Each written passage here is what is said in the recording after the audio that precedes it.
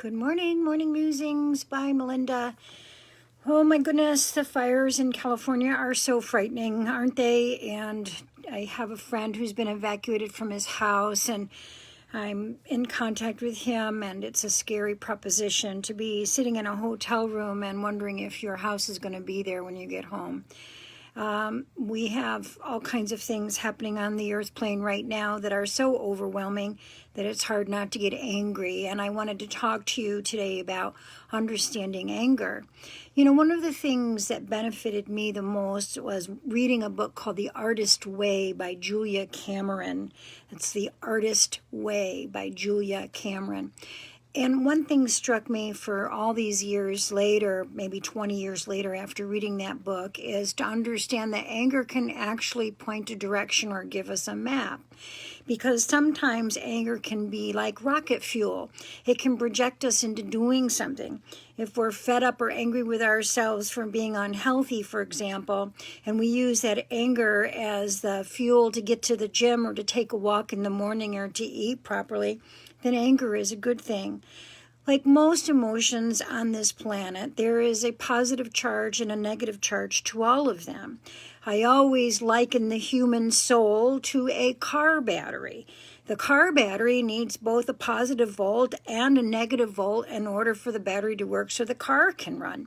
It's the same thing with the soul here on planet Earth. It's one of the reasons why we have the proverbial devil on one side and angel on the other side depictions in cartoons. Is because sometimes our shadow side can be useful in certain ways and can allow us to make movement.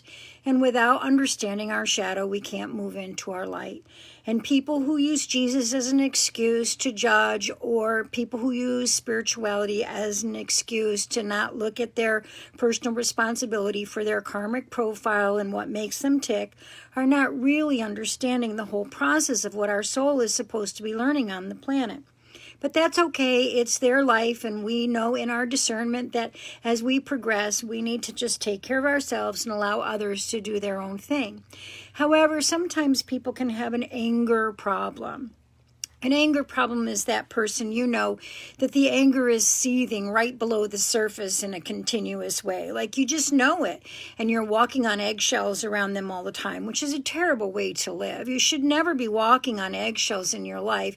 It just really wears at your vibration and causes you to have all kinds of health issues, illnesses, and depression, etc. So people who have anger that seethe under the surface are using that anger as the emotional blackmail to those that live with them, because that seething anger is a cause for fear.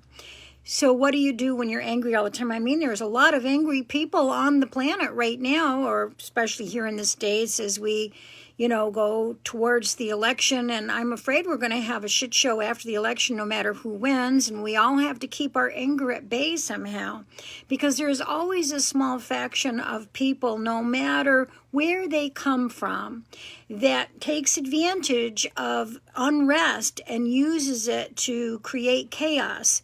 And so those of us who are in a place where we can be kind and understanding, compassionate, and giving to each other have to do that really with an extra amount of energy so we can get through this thing.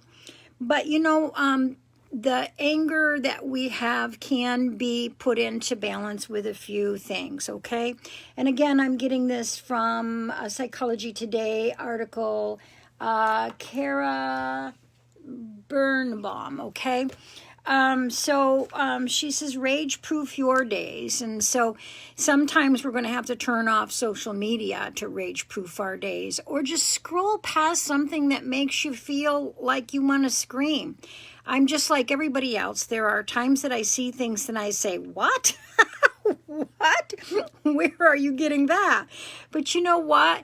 It's just not worth it to add fuel to the fire, as they say, and to fan the flames. And I hate to use fire analogy since half of our country out west here is on fire. But we just need to scroll away or turn off social media for a while. Negativity breeds negativity. If you try to create an argument with somebody that is not able to find balance, then it's never going to work. You know, you can't reason with an unreasonable person. That's the bottom line. And you have to look at it and see what you feel is a reasonable approach to someone, or whether that they are just anchored by that negativity or their own anger or fears, and just move on. Don't get hangry, she says. A healthy diet, like an apple, a healthy carb like an apple, or something like a cracker with peanut butter, can help take an edge off of hunger. And sometimes when people's blood sugar dips, they get more angry or have a hard time. Fatigue is something that can cause people to get angry and to move into a place of trying to move through that fatigue by getting pissed off and letting that fight or flight energy drop into their head. Do you know some people are addicted to fight or flight?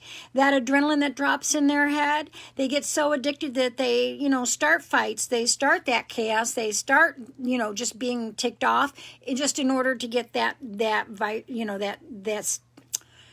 chemical that comes into their brain.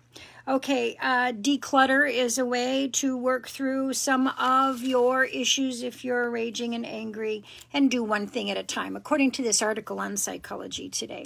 I actually think, though, that one must journal out their anger. This is not written in this article, but to me it seems very appropriate to understand your emotions and where they come from.